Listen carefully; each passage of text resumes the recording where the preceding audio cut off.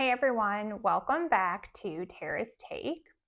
Today I want to chat about the process between an accepted offer and closing day. So, your offer just got accepted, amazing. This is a huge moment. And then about an hour later, the questions start. What do I do now? What are all these conditions? When do I get my keys? What does my lawyer do? I hear this all the time, so I want to walk you through the whole window from accepted offer to closing day so you know exactly what's coming. First up is your deposit. The very first thing that happens after your offer is accepted, and I mean within 48 hours, is the deposit. You'll be sending this to the listing brokerage's trust account. This is separate from your down payment, but it will get applied towards it at closing. Now, here's what people don't always realize about the deposit. If conditions in your offer can't be met, say financing falls through or there's something serious in the home inspection, that deposit is protected and will be returned to you. But if you just decide to walk away from the home without a valid condition to fall back on, that deposit may not be returned to you. So when you make an offer, it's not something to take lightly, and you need to send this within the 48-hour window to make sure that your offer is legally binding. Next up is the conditions period. So after the deposit is sent, you move into a period where you need to meet any conditions in your offer. This typically takes 5 to 10 business days, where the deal is agreed to in principle, but it's not yet firm. During this window, you're working to satisfy whatever conditions were written in your offer. The most common ones are financing and home inspection, and you're usually working on both of these simultaneously. The home inspection.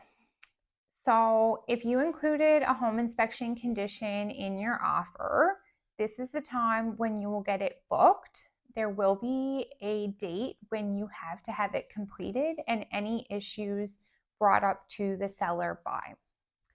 One thing to know is you won't be walking through the entire inspection alongside the inspector for the full duration, but you can and you should come at the end and do a walkthrough with them.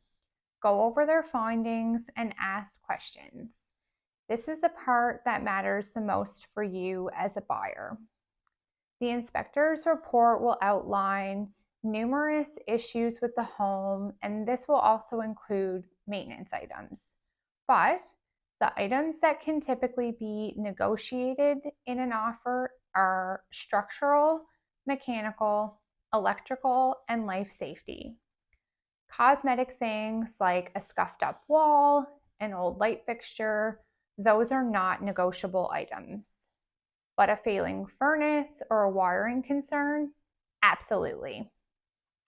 From there, you have a decision. You can either proceed as planned, go back to the seller with the concerns and negotiate, or in very serious cases, you can walk away with your deposit intact. Next up is your financing confirmation. At the same time your inspection is happening, your mortgage broker or bank is finalizing your financing. They may want to do an appraisal of the property, reconfirm your employment and income, and then they can issue your final approval. And this is really important, not just during the conditions period, but all the way through to closing day. No big purchases, no new car, no new credit card. Don't go out and finance all new furniture for the house. Lenders do a final check close to closing, and if your financial picture has changed, more debt, a new credit inquiry, a job change, they can pull your approval. Keep things stable and boring right up until the keys are in your hand. Going firm. Once your conditions are satisfied, you confirm this, and then the deal goes firm. This is the real commitment moment. Both sides are locked in. The file now moves to your lawyer. This is also the moment to take care of two things that people often leave until too late. Secure your home insurance and arrange to have the utilities transferred over to your new home for closing day. You will need proof of insurance before the lender will release funds, so don't wait on this one.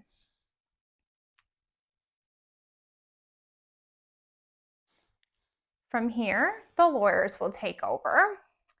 So they handle the legal side of the transfer. They'll do a title search, make sure there are no liens on the property, manage the financial transfer, and prepare all the closing documents. A day or two before closing, you'll sit down with them to sign everything. Ask questions. That's what they're here for. Next up is the final walkthrough. This is usually in the morning of closing day. This is not a second inspection. It's a confirmation that the home is in the same condition as when you made your offer and that any agreed upon repairs have been completed. Please do this. It's your last look at the property before it's yours. Next up is closing day. Having trouble with my clicker today. Closings here generally happen around 5 p.m. That's typically when everything is confirmed, the transfer of funds is complete, and the keys get released. Assuming everything goes smoothly on the legal and financial side. One thing I always tell my buyers is do not book your movers or any services for closing day itself. Book them at least a day or two after. Closings can run late, things can take longer than expected, and the last thing you want is a moving truck sitting outside a house you don't own yet. Give yourself that buffer. It makes the whole day a lot less stressful. So if you're considering purchasing a home, reach out today. I'll give you a copy of my home buyer's guide that will walk you through this process step by step. When you have an accepted offer with me, I will also send you out an email as soon as you get an accepted offer that will go through this whole process with you so you don't miss anything along the way. If you have any questions about this, please feel free to reach out. Thank you so much for watching, and I will see you in the next video.